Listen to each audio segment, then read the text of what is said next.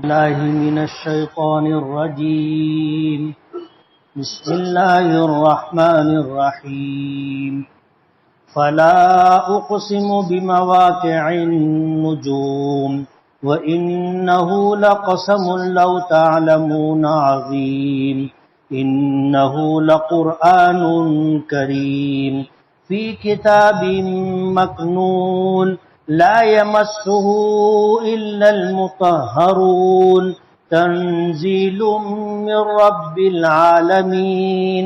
أفبهذا الحديث أنتم مدهنون وتجعلون رزقكم أنكم تكذبون. فلولا إذا بلغت الحلقوم وأنتم حينئذ تنظرون ونحن أقرب إليه منكم ولكن لا تبصرون. فلولا إن كنتم غير مدينين ترجعونها إن كنتم صادقين. فأما إن كان من المقربين فروح وريحان وجنة نعيم. وأما إن كان من أصحاب اليمين فسلام لك من أصحاب اليمين. وأما إن كان من المكذبين الضالين فنزل من حميم وتصلية جحيم. إن هذا لهو حق اليقين. فسبح باسم ربك العظيم. صدق اللہ العظیم. سبحانک لا علم لنا الا ما علمتنا انک انت العلیم الحکیم. رب اشرح لی صدری ویسر لی امری واحلل عقدۃ من لسانی یفقہوا قولی. پناہ مانگتا ہوں میں اللہ تعالیٰ کی شیطان مردود سے. شروع کرتا ہوں میں اللہ کے نام سے جو بڑا مہربان بڑی رحمتوں والا ہے.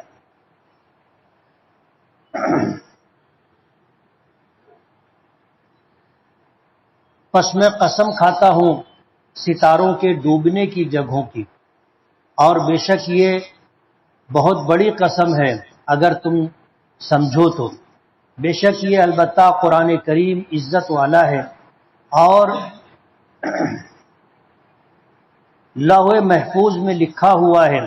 اسے نہیں چھو سکتے مگر پاک رہنے والے لوگ. یہ نازل کیا گیا ہے رب العالمین کی طرف سے.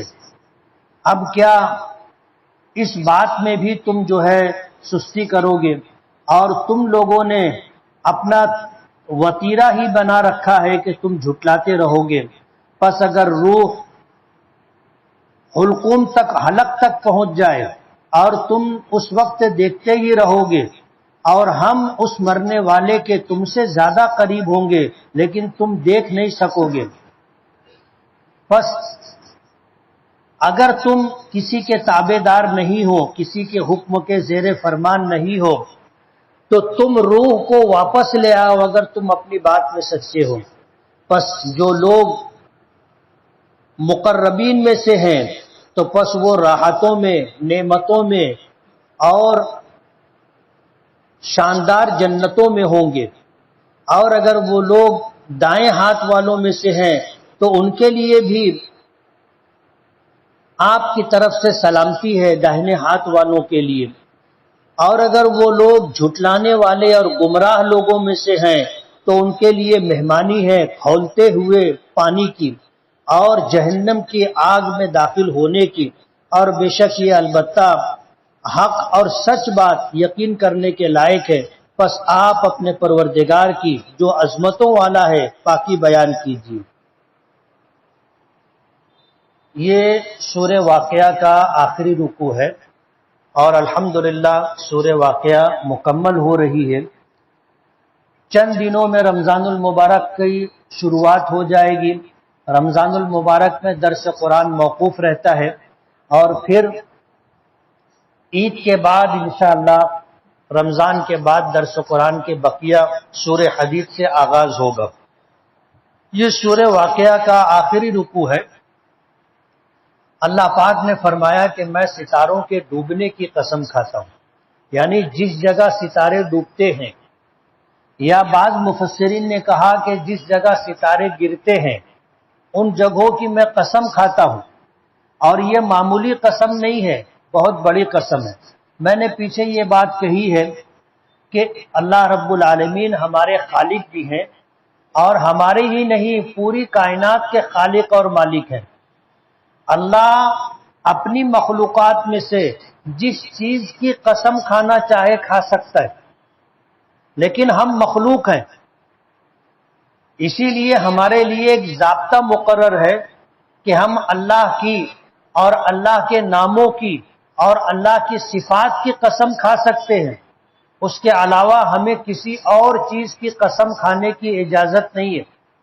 اللہ کے نام کی قسم کھائی جا سکتی ہے، اللہ کے کلام قرآن کریم کی قسم کھائی جا سکتی ہے، اللہ کے صفاتی جو نام ہے جیسے رحمان و رحیم ہے، قادر و مقتدر ہے، سمیع و بصیر ہے، علیم و خبیر ہے، یہ اللہ کے صفاتی نام ہیں، ان کی قسم کھائی جا سکتی ہے۔ اس کے علاوہ ہم مخلوقات میں سے کسی کی قسم نہیں کھا سکتے، جیسے آسمان کی قسم، زمین کی قسم، ماں کی قسم، باپ کی قسم، بچے کی قسم، اور بھی کسی مخلوق کی، چاہے وہ ہمارے اولیاء کرام ہو، بزرگان اعظام ہو، انبیاء کرام ہو، ہمارے آقا جناب رسول اللہ صلی اللہ علیہ وسلم ہو۔ ہمیں شریعت نے منع کیا ہے کہ اللہ کے علاوہ کسی کی قسم نہیں کھائی جائے گی، لیکن اللہ اپنی مخلوقات میں سے جس چیز کی قسم کھانا چاہے کھا سکتے ہیں۔ تو اللہ نے جو ستاروں کے ڈوبنے کی مقامات کی قسم کھائی ہے، اللہ پاک خود فرماتے ہیں کہ یہ بہت بڑی قسم ہے اگر تم سمجھو تو۔ اور ظاہر بات ہے جب نہیں سمجھنے والی بات ہے تو پھر بڑے اور چھوٹے کا کیا فرق؟ اگر سمجھو تو یہ بہت بڑی قسم ہے۔ اللہ پاک فرماتے ہیں کہ یہ قرآن کریم ہے، یہ قسم کا جواب ہے۔ اللہ پاک نے جو قسم کھائی ہے تو کس بات پر قسم کھائی ہے؟ اس بات پر قسم کھائی ہے کہ یہ قرآن کریم اللہ کا کلام ہے، بڑی عظمتوں والا ہے، لوح محفوظ میں اللہ نے اسے محفوظ رکھا ہے، اور اسے پاک لوگوں کے علاوہ کوئی ہاتھ نہیں لگا سکتا۔ لوح محفوظ تک کچھ چنندہ فرشتوں کے علاوہ کسی کی رسائی نہیں ہے۔ اللہ کا ایک غیبی نظام ہے، اللہ بہتر جانتا ہے کہ اللہ نے فرشتوں کی جو جماعت بنائی ہے، اس غیبی نظام کو کس طرح وہ فرشتے چلاتے ہیں اللہ کے حکم سے، اللہ بہتر جانتا ہے۔ لیکن اس پوری کائنات کا جو نظام ہے اللہ کے حکم سے چل رہا ہے، اور اللہ نے فرشتوں کی جماعت مقرر کر رکھی ہے۔ کسی کو جو ہے آسمان پر ذمہ داری دی گئی، کسی کو زمین پر ذمہ داری دی گئی، کسی کو بارش کی ذمہ داری دی گئی، اور کسی کو زمین سے پودے، پھل پھول، غلے اگانے کی ذمہ داری دی گئی۔ اللہ کا ایک نظام ہے جو غیبی نظام کہلاتا ہے، جس میں ہمارا کوئی عمل دخل نہیں ہے۔ ہم سورج کو نکلنے سے نہیں روک سکتے، اور سورج نکل گیا تو ڈوبنے سے نہیں روک سکتے۔ یہی حال پوری کائنات کا ہے۔ بارش ہونی ہے تو ہونی ہے، ہم روک نہیں سکتے، اور اللہ نے اگر بارش روک لی تو ہم برسا نہیں سکتے۔ اللہ کا ایک غیبی نظام ہے، اور اللہ نے اس کا جو نظام بنایا ہے اس کے مطابق چل رہا ہے۔ تو قرآن کریم لوح محفوظ میں محفوظ ہے، اور وہاں تک ہر ایک کی رسائی نہیں ہے۔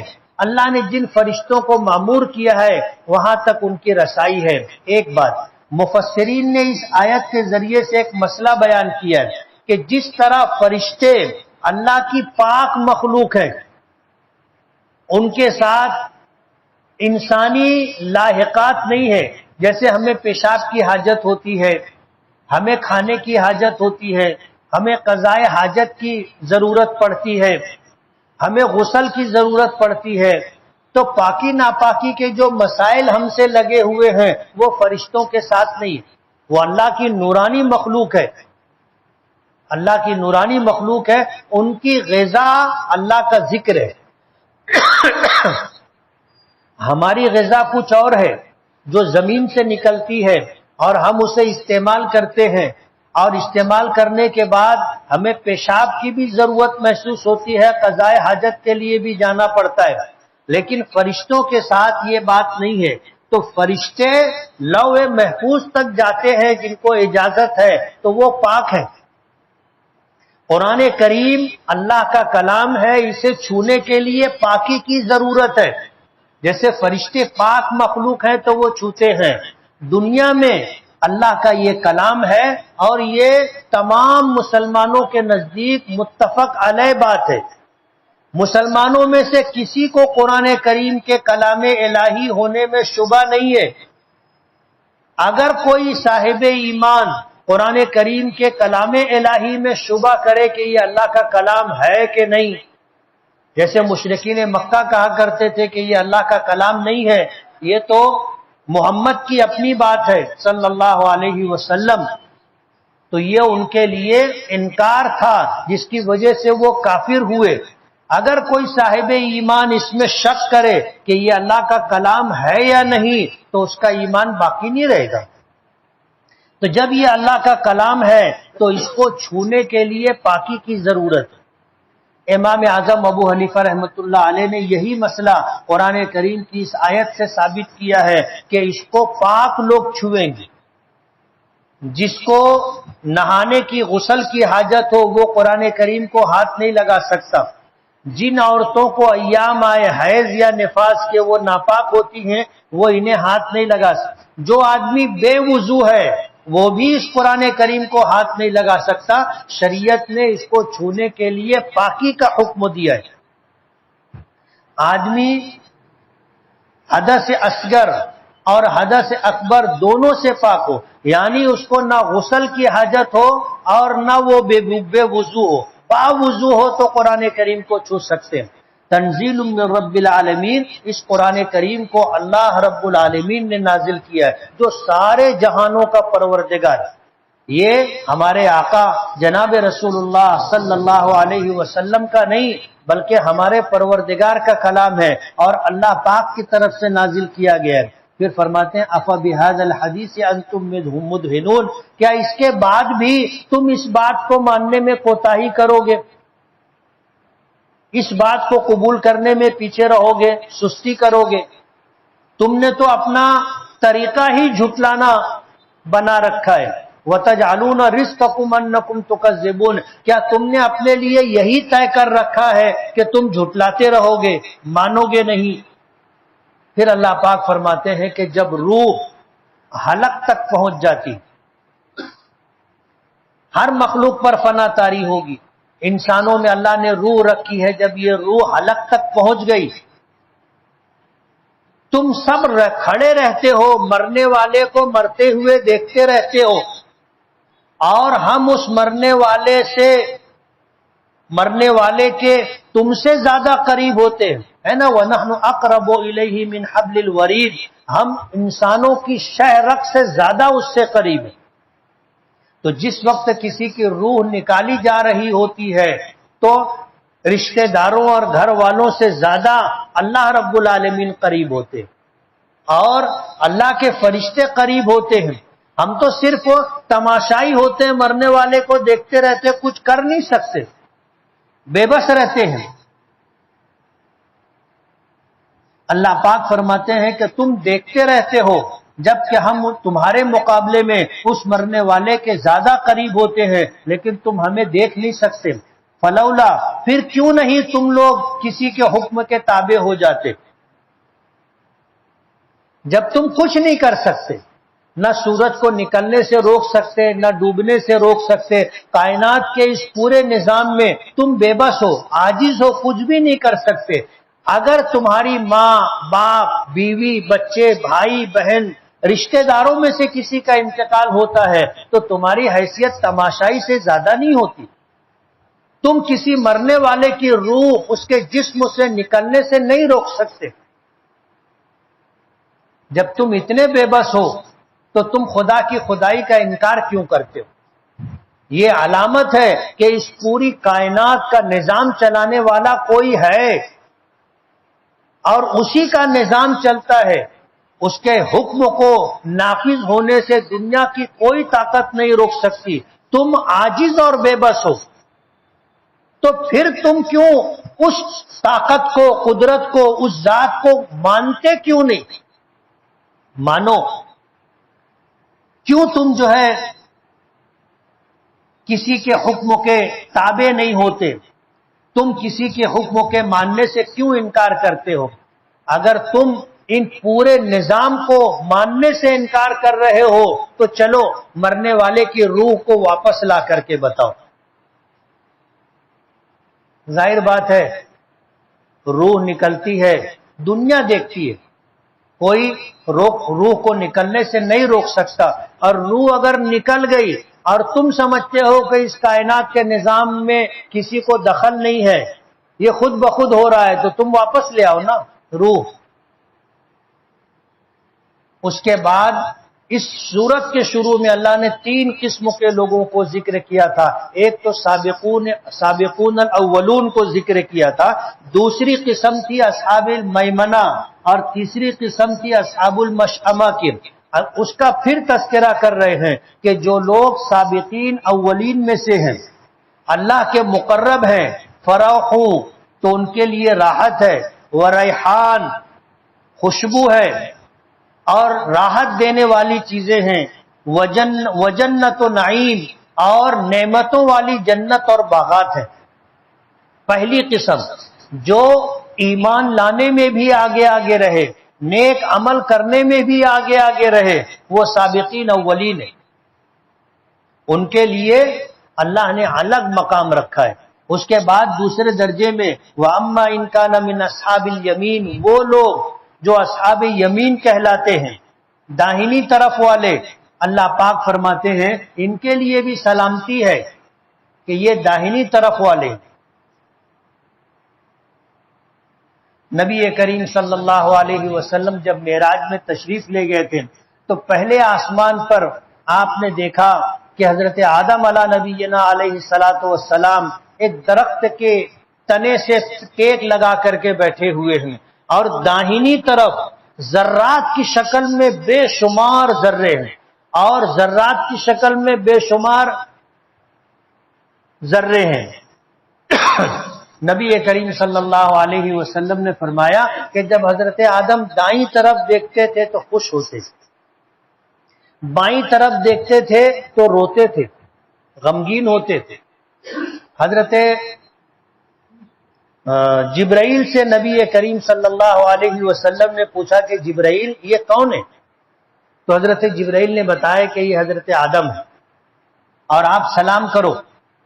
تو نبی کریم صلی اللہ علیہ وسلم نے سلام کیا تو حضرت آدم علیہ نبینا علیہ الصلاۃ والسلام نے جواب دیا کہ وعلیکم السلام ورحمۃ اللہ وبرکاتہ یبنی، کہ میرے بیٹے تجھ پر بھی سلامتی ہو، رحمت ہو، اللہ کی برکتیں. حضرت جبرائیل سے نبی کریم صلی اللہ علیہ وسلم نے سے پوچھا کہ داہنی طرف دیکھ کے خوش ہوتے ہیں اور بائیں طرف دیکھ کے روتے، کیا بات ہے؟ تو بتایا کہ حضرت آدم کی وہ اولاد ہے داہنی طرف کی جو جنت میں جائے گی، اصحاب یمین ہے داہنی طرف والے.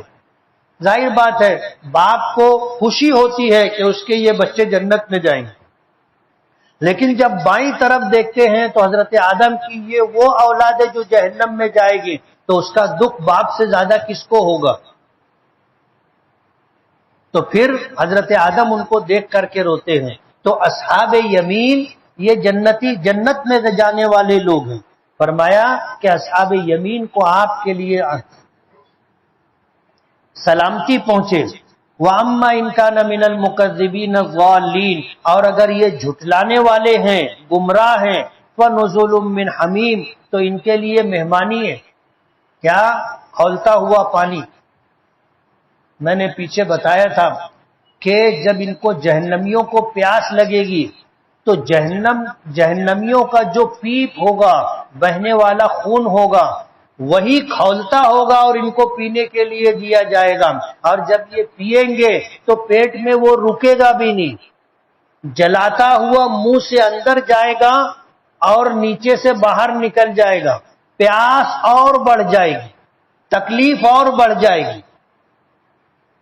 تو ان کے لیے مہمانی ہے کھولتے ہوئے پانی کی، اور ان کے لیے جہنم کی دہکتی ہوئی آگ میں داخل ہونا ہے۔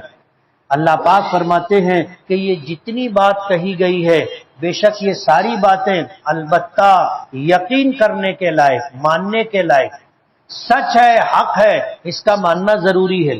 اور پھر فرماتے ہیں کہ فسبح باسم ربک العظیم، کہ تم اپنے پروردگار کے نام کی پاکی بیان کرو۔ سبحان اللہ کہنا یہ تسبیح کا حق ادا کرنا ہے۔ حدیث پاک میں آتا ہے کہ اللہ کو دو کلمے بہت محبوب ہیں، حبیبتان، کلیمتان حبیبتان الی الرحمن، رحمان کو دو کلمے بہت محبوب ہیں، خفیفتان علی اللسان، اور یہ دو کلمے ان کا پڑھنا زبان پر بہت ہلکا ہے، ثقیلتان فی المیزان، لیکن اعمال نامہ تولے جانے والے ترازو میں ان کا وزن بہت ہے، اور وہ کلمے ہیں سبحان اللہ و بحمدہ سبحان اللہ العظیم۔ اس لیے جب نبی کریم صلی اللہ علیہ وسلم کو حکم دیا گیا کہ آپ اپنے پروردگار کی پاکی بیان کیجئے، تو نبی کریم صلی اللہ علیہ وسلم نے ہمیں بتایا کہ یہ دو کلمے اللہ کی پاکی بیان کرنے کے لیے بہت اچھے ہیں، اللہ کو محبوب بھی ہیں، ان کی ادائیگی اور پڑھنا زبان پر آسان بھی ہے، اور نام اعمال میں بہت وزنی بھی ہے۔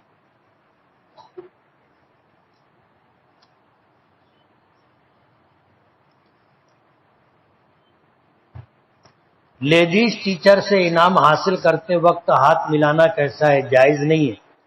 پرائی عورتوں سے نبی کریم صلی اللہ علیہ وسلم نے کبھی بھی ہاتھ نہیں ملایا، پھر وہ پرائی عورت ٹیچر ہو، کوئی اسپورٹس مین ہو، یا کسی بھی پرائی عورت سے کسی بھی خوشی یا غمی کے موقع پر ہاتھ ملانا جائز نہیں۔ عورت تراویح پڑھائے تو عورتوں کی تراویح ہوگی اور پڑھ سکتے ہیں، یعنی عورت تراویح بھی پڑھا سکتی ہے اور اس کے پیچھے تراویح پڑھی بھی جا سکتی ہے، لیکن تراویح پڑھانے والی عورت کی حافظہ کی نیت یہ ہونی چاہیے کہ میرا قرآن کریم حفظ و محفوظ رہے، ایک بات، ایک شرط۔ دوسری شرط یہ کہ اس کے لیے تداعی نہ ہو، یعنی لوگوں کو جمع کرنے کا اہتمام نہ کیا جائے، بس تھوڑے لوگ جمع ہو کر کے پڑھ لیں۔ مسجد میں آخری صف میں کالم کی جگہ سے رکوع کرتے نہیں جمتا، اتنی جگہ چھوڑ کر کے پڑھنا کیسا ہے؟ چھوڑ کے پڑھ سکتے ہیں۔ نگ اور ڈیزائن دار برقع تنگ لباس پہننا کیسا ہے؟ یہ لوگوں کو دعوت نظارہ دینا ہے۔ برقعے کا مطلب، حجاب کا مطلب یہ ہے کہ ہمیں کوئی پہچانے نہ، اور جسم کا نشیب و فراز، اٹھان ظاہر نہ ہو، سمجھ میں نہ آئے، ایسا برقع ہونا چاہیے۔ آپ کو یاد ہوگا پرانے زمانے میں وہ ٹوپی والا برقع پہنتے تھے، پتہ ہی نہیں چلتا تھا کہ اس میں جوان عورت ہے، بوڑھی عورت ہے، دبلی ہے، موٹی ہے، سمجھ میں نہیں آتا تھا۔ اور ابھی کا جو برقع ہے وہ تو ماشاءاللہ دعوت نظارہ دیتا ہے، پورے جسم کے نشیب و فراز کو بتاتا ہے کہ کاندھا کتنا ہے، ہاتھ کتنا ہے، کمر کتنی ہے اور بیٹھک کتنی ہے، برقع پورا بتا دیتا۔ پردہ کہاں باقی رہا؟ صرف وہ جسم کا کلر نہیں دیکھا، باقی تو پورا جسم سمجھ میں آ رہا ہے نا۔ تو یہ حجاب اور پردہ نہیں ہے، بلکہ یہ تو گناہ کی دعوت دینے والا کپڑا ہے، اس سے اعتراض کرنا چاہیے۔ آئی پی ایل دیکھنا کیسا ہے؟ بعض کتابوں میں لکھا ہے کرکٹ کھیل غلط ہے، اس بات کا لحاظ خلاصہ کریں۔ دیکھو، کرکٹ ایک کھیل ہے، کرکٹ کے علاوہ بھی جتنے کھیل ہیں، اگر اس میں اللہ کے احکامات اور نبی کریم صلی اللہ علیہ وسلم کی سنتیں ضائع نہ ہو تو وہ کھیل کھیلا جا سکتا ہے۔ کرکٹ کھیل سکتے ہیں لیکن سطر ڈھکا ہونا چاہیے، اور نماز کا وقت ہو تو اللہ کے حکم کی تعمیل یعنی وقت پر نماز پڑھنا چاہیے، یہ ضروری ہے۔ اب اگر عورتیں کرکٹ کھیل رہی ہیں تو ظاہر بات ہے پرائی عورتوں کو دیکھنا منع ہے، سطر کھلا ہوا ہے تو مردوں کو بھی دیکھنا منع ہے، نمازیں ضائع ہو رہی ہیں تو پھر یہ کھیل کھیلنے کی اجازت نہیں ہوگی۔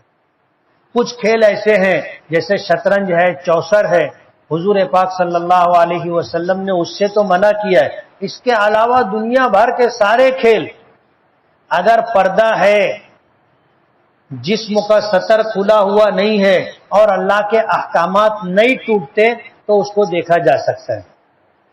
بدھ کے دن ناخن اور بال کاٹ سکتے ہیں کہ نہیں کاٹ سکتے؟ بہتر یہ ہے کہ جمعہ کے دن غسل کرنے سے پہلے کاٹیں۔ واٹر پارک جانا کیسا ہے؟ وہاں پر سب اکٹھا ہوتے ہیں، مرد، عورتیں، بچے، تو وہاں پر جانا نہانا کیسا ہے؟ ظاہر بات ہے پرائی عورتیں اگر وہاں پر ہیں اور لوگ سطر کھول کر کے نہا رہے ہیں تو پھر وہاں جانے کی نہانے کی اجازت نہیں ہے۔ میت کو غسل دینے کے پانی میں بیر کی پتی کیوں ڈالی جاتی ہے؟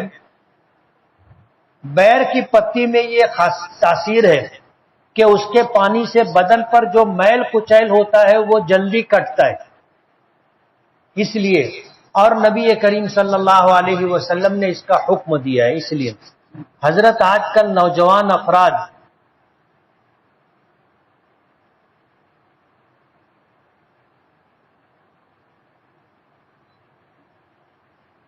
مغربی تہذیب میں پھنسے ہوئے ہیں، ان کو کس طرح روکا جائے اور ان کو کس طرح سیدھے راستے پر گامزن کیا جائے، کوشش کرنا، سمجھانا، یہی طریقہ ہے، اس کے علاوہ اور کیا ہے۔ حقہ پینا کیسا ہے؟ اگر جائز ہے تو کب پی سکتے ہیں؟ ہر وہ چیز جس سے نشہ ہوتا ہو نہیں استعمال کرنی چاہیے۔ ان میں سے کچھ چیزیں ایسی ہیں جس کی حرمت پر سب کا اتفاق ہے، جیسے شراب ہے۔ کچھ نشے کی چیزیں ایسی ہیں جس کی حرمت پر اتفاق نہیں ہے، جیسے تمباکو ہے، گٹکا ہے، حقہ پینا ہے، بیڑی سگریٹ پینا ہے، اس سے بھی نشہ ہوتا ہے۔ پان میں جو تمباکو کھایا جاتا ہے، جن کو عادت ہے ان کا دماغ نہیں گھومتا، باقی اپنے جیسے آدمی جو کبھی نہیں کھاتے اور تمباکو والا پان کھا لے تو نشہ ہو جائے گا۔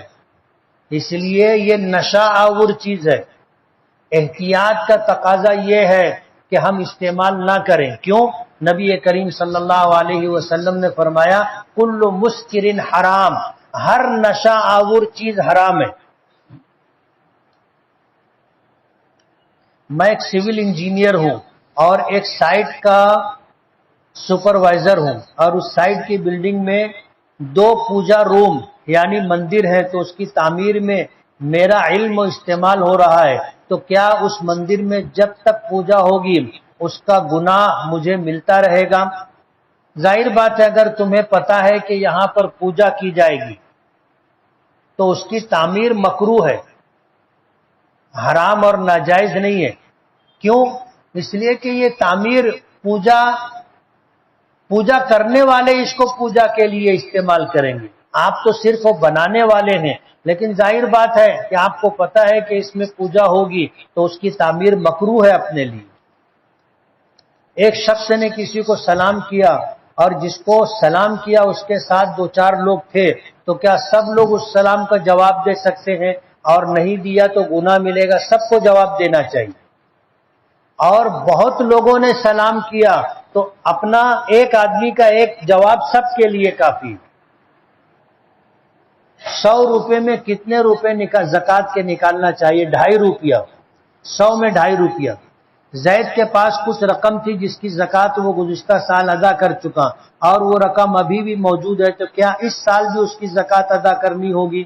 ہر سال زکوٰۃ دینی پڑے گی۔ اگر شادی نہ کرے تو انڈے بچے نہیں ہوں گے۔ شادی کرنا شہوت کے غلبے کے موقع پر واجب ہے۔ اگر آدمی کو یہ اندیشہ ہے کہ میں شہوت سے مجبور ہو کر گناہ کر بیٹھوں گا تو نکاح کرنا واجب ہے۔ اور عمومی حالات ایسے ہیں کہ آدمی کو اپنے آپ پر کنٹرول ہے، وہ زنا میں مبتلا نہیں ہوگا، شہوت کا غلبہ نہیں ہے، تو نکاح کرنا سنت ہے۔ ہم کہتے ہیں نا حضور کی حدیث سے نکاح ہو من سنتی، حضور نے فرمایا نکاح میری سنت ہے، یہ عام حالات میں۔ اور اگر آدمی نامرد ہو کہ بیوی کا حق ادا نہیں کر سکتا تو نکاح کرنا اس کے لیے ناجائز اور حرام ہے۔ ظاہر بات ہے نکاح کر لے گا، یہ تو نامرد ہے، عورت تو نامرد نہیں ہے نا، نہ عورت نہیں ہے، اس کو ضرورت ہے۔ اب اس کے نکاح میں رہے گی تو وہ کسی اور سے نکاح نہیں کر سکے گی، اس لیے اگر پہلی صورت ہے تو نکاح کرنا واجب ہے، نہیں کرو گے گنہگار ہوگے۔ دوسری صورت یعنی جب شہوت کا غلبہ نہیں ہے، اپنے اوپر کنٹرول ہے، تو نکاح کرنا سنت ہے، نہیں کرو گے سنت چھوڑنے کا گناہ ہوگا۔ اور اگر تیسری صورت ہے کہ آدمی بیوی کے جسمانی حقوق ادا نہیں کر سکتا تو نکاح کرنا گناہ ہے۔ تراویح کی نیت کس طرح کرنا ہے؟ 2 رکعت کی یا 20 رکعت کی؟ 2 رکعت کی سنت کرنا نیت کرنا چاہیے۔ میری دادی کے گھر کی مستورات کو جو ناپاکی کے ایام ہوتے ہیں ان سے نہ کھانا بنواتے ہیں نہ ان کے ہاتھ سے مٹکے میں بھرا ہوا پانی پیتے ہیں، دادی کا یہ عمل کیسا ہے؟ شریعت کے خلاف ہے، یہ ہندوانہ طریقہ ہے، یہ اسلامی طریقہ نہیں ہے۔ ایسی عورت جس کو نہانے کی حاجت ہو یا حیض و نفاس کی حالت میں ہو، وہ ہم بستری، نماز، روزہ، قرآن کریم کی تلاوت کے علاوہ ہر کام کر سکتی۔ میں مدرسے کا معلم ہوں، ہر سال سالانہ جلسے کے ذمہ دار اخراجات اور رمضان میں اساتذہ کی تنخواہ کے نام پر اساتذہ سے چندہ کرواتے ہیں، جبکہ ذمہ داران 1 روپیہ بھی چندہ نہیں کرتے اور نہیں دیتے۔ کہتے ہیں کہ جو استاد چندہ نہیں کرے گا رمضان کی تنخواہ نہیں دی جائے گی، ان کا یہ فعل کیسا ہے؟ اصل میں یہ کام ذمہ داران کا ہے۔ لیکن عجیب بات ہے کہ مسجد اور مدرسے کے ٹرسٹی بولو، ذمہ داران بولو، وہ خود چندہ نہیں کرتے۔ ٹرسٹی بننے کا سب کو شوق رہتا ہے، کتنے ٹرسٹی بن جاتے سالہ سال مسجد مدرسے میں آتے بھی نہیں،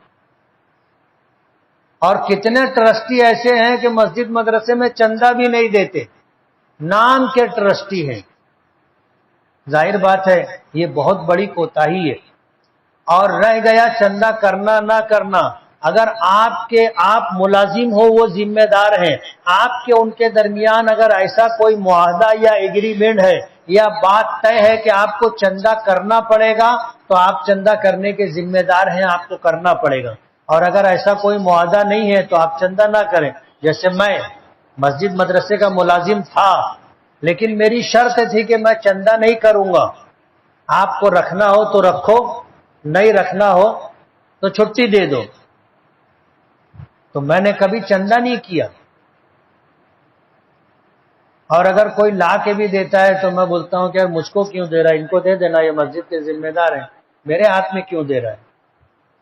تو میں کوشش کرتا ہوں کہ چندے کی رقم کو ہاتھ بھی نہ لگاؤں۔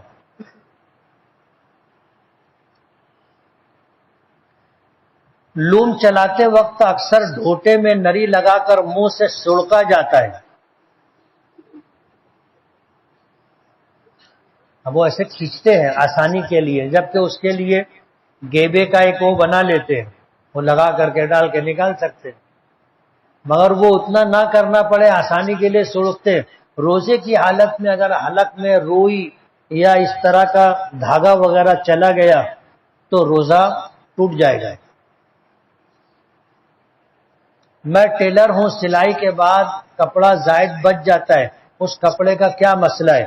آپ بورڈ لگا دو، بچا ہوا کپڑا واپس نہیں ملے گا تو آپ رکھ سکتے ہو۔ اور اگر آپ نے ایسا کوئی بورڈ نہیں لگایا تو بچا ہوا کپڑا جو استعمال کے قابل ہو واپس دینا چاہیے۔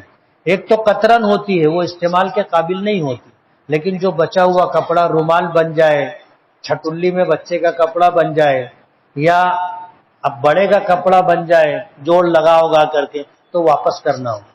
میت کے لیے ایک خوراک دینا کیسا ہے؟ یہ ایصال ثواب کے لیے دیا جاتا ہے، دینا چاہیے۔ طلاق شدہ یا بیوہ عورت عدت میں عید پر نیا کپڑا پہن سکتی ہے یا نہیں؟ عدت کی حالت میں نیا کپڑا نہیں پہن سکتی۔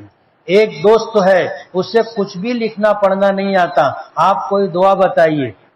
دعا سے کام نہیں بنتا ایسا، اس کے لیے پڑھنا لکھنا سیکھنا پڑے گا۔ اللہ پاک نے انبیاء کرام علیہم الصلاۃ والسلام کو علم عطا کیا تھا، لیکن ہمارے آقا لکھنا نہیں جانتے تھے، یہ بغیر سیکھے نہیں آئے گا۔ آپ بولے دعا کرو اور لکھنا پڑھنا آ جائے تو ایسا نہیں ہوتا۔ ایک لڑکا تھا، جب آتا تھا بولے مفتی صاحب دعا کرو، منا ہاں دعا کریں گے، کرتا رہتا تھا۔ ایک مرتبہ میں اس سے پوچھ لیا، مطلب تو کیا چاہتا ہے، کیا دعا کرنے کا؟ بولے اولاد ہو جائے، بچہ ہو جائے۔ ٹھیک ہے دعا کر۔ بعد میں وہ رکا لے کے آئے، بولے مفتی صاحب میرا نکاح پڑھائے گئے۔ بولے یار مجھے یاد آ گیا، میں تو عجیب ہے یار، شادی نہیں کیا اور دعا کروا رہا تھا کہ بچہ ہو جائے۔ مطلب پہلے سبب اختیار کرنا پڑتا ہے، اس کے بعد دعا کارگر ہوتی ہے۔ زید کے گھر کی عورتیں شادی بیاہ کے موقع پر عطر لگا کر جاتی ہیں، منع کرنے پر بھی نہیں مانتی، تو ان کا عطر لگانا کیسا ہے؟ عورتیں خوشبو استعمال کر سکتی ہیں، لیکن خوشبو کم خوشبو والا عطر استعمال کرنا چاہیے جو صرف اپنے کو محسوس ہو، یا جو اپنے قریب ہو اس کو۔ ظاہر بات ہے قریب پرایا مرد تو نہیں آئے گا، ایسی خوشبو کے لگا کر کے راستے پہ جائیں تو لوگ پلٹ کے دیکھیں، عورتوں کے لیے جائز نہیں۔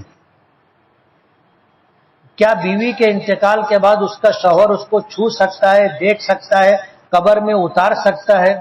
دیکھ سکتا ہے، دیکھ بھی سکتا ہے، چھو بھی سکتا ہے، اور قبر میں اتار بھی سکتا ہے۔ مجھ کو ایک بات بتاؤ، عام طور پر دیکھا گیا کہ جب کسی عورت کا انتقال ہوتا ہے تو اس کے محرم مردوں کے علاوہ دوسرے لوگ بھی اتر جاتے، وہاں کسی کو اعتراض نہیں ہوتا کہ یہ تو پرایا مرد ہے نا۔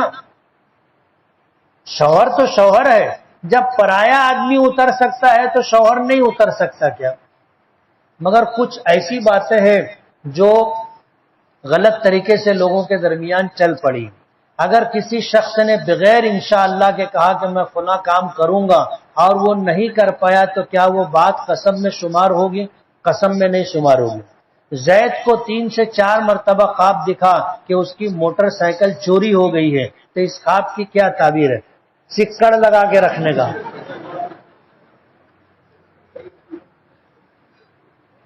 یہ آگاہی ہے، یہ آگاہی ہے، سکڑ لگا کے رکھنے کا نہیں تو گھر کے اندر رکھنے کا۔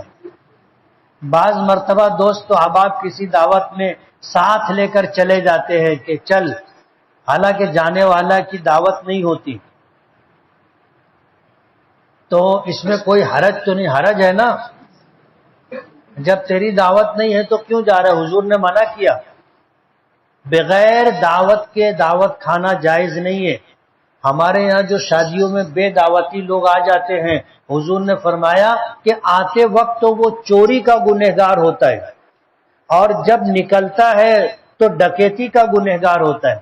آتے وقت تو ایسے آتا ہے فون لگا کر کے کہ ادھر کھڑے ہوئے وہ دیکھے نا کہ یہ بغیر دعوتی ہے، منہ چھپا کے آتا ہے تو وہ چور بن کے آتا ہے، اور جب کھا لیتا ہے تو پھر ایسے نکلتا ہے کہ اب تو کھا لیا ہوں، یہ کوئی پیٹ میں سے تو نکال نہیں سکتا۔ اس لیے بے دعوتی جاتے وقت چوری کا گنہگار اور نکلتے وقت ڈکیتی کا گنہگار۔